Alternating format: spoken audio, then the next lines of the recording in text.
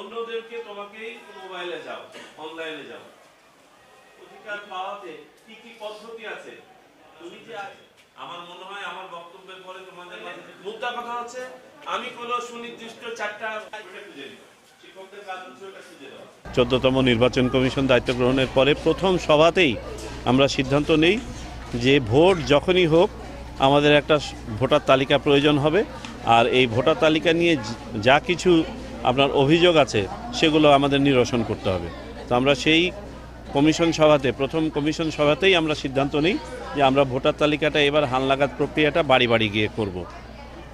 আপনারা জানেন যে প্রতি বছর 1 জানুয়ারি হচ্ছে যোগ্যতার তারিখ। 2 জানুয়ারি প্রতি বছরের জন্য একটা খসড়া প্রণয়ন হয়ে যায়, এবারও হয়েছে। 2 মার্চে গিয়ে এটা আবার চূড়ান্ত ভোটার তালিকা হয়ে যায়, সেটাও হয়ে যাবে। তারপরেও আমরা এবার বাড়ি বাড়ি যাচ্ছি যাতে করে এই ভোটার তালিকা নিয়ে যেসব অভিযোগ, অত্যুক্তি, বিচ্যুতি আছে এইগুলো যেন আমরা কাটিয়ে উঠতে পারি।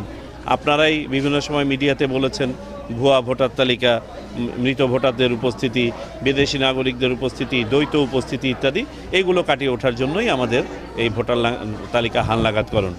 আর পাশাপাশি আগামীতে আমাদের সবার প্রত্যাশা হচ্ছে একটা সুন্দর, সুষ্ঠু, গ্রহণযোগ্য, প্রশ্নহীন একটা নির্বাচন। এবং এই ধরনের একটা নির্বাচন অনুষ্ঠানের পূর্ব শর্তই হচ্ছে একটা স্বচ্ছ, সুষ্ঠু ভোটার তালিকা। সেটাই আমরা প্রণয়নের চেষ্টা করছি। আমরা চেষ্টা করব আমাদের নির্বাচন ব্যবস্থাকে ট্রান্সপারেন্ট করার জন্য। সবার কাছে স্বচ্ছতা তো একটা রিলেটিভ ব্যাপার, ঠিক আছে? আমাদের ভিতরে মানুষজনের উপস্থিতি থেকে শুরু করে গণমাধ্যমের উপস্থিতি ইত্যাদি ইত্যাদি। তবে আমাদের খেয়াল রাখতে হবে যে বিভিন্ন পরিসরে কাজের ব্যাঘাত না ঘটিয়ে যতটুক সম্ভব আমরা চেষ্টা করব এবার গণমাধ্যমকে অ্যাক্সেস দেওয়ার।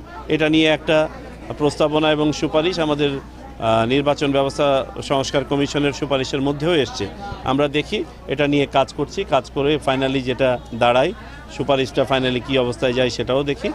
আমরা তখন আচরণবিধি সেভাবে নির্ধারণ করব।